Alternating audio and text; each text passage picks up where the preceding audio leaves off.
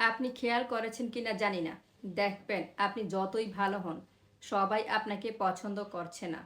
আপনি হয়তো সাহায্য করছেন, হাসি মুখে কথা বলছেন, তারপরও দেখবেন কেউ না কেউ আপনাকে অবহেলা করছে। তখন মনে হয় আমি কি আসলেই যথেষ্ট নই? আসলে প্রবলেমটা আপনার মধ্যে নয়, প্রবলেমটা হচ্ছে আপনি এখনও শিখেননি নিজেকে মূল্য দেওয়া। তাই অন্যের অবহেলার পাত্র হতে না চাইলে এই তিনটি কথা মনে রাখবেন।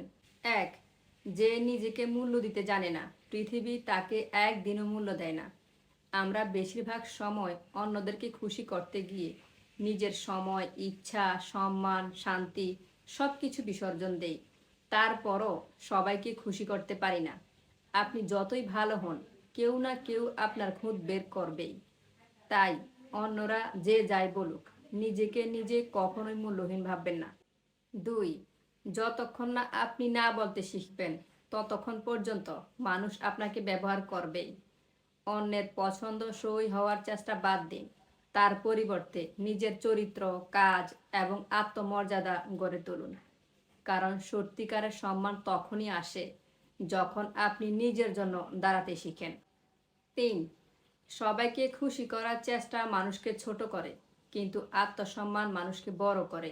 মনে রাখবেন, লোকেরা সবাইকে ভালোবাসে না, কিন্তু যে মানুষটা নিজেকে ভালোবাসে, একদিন পুরো পৃথিবী তাকে শ্রদ্ধা করতে বাধ্য হয়।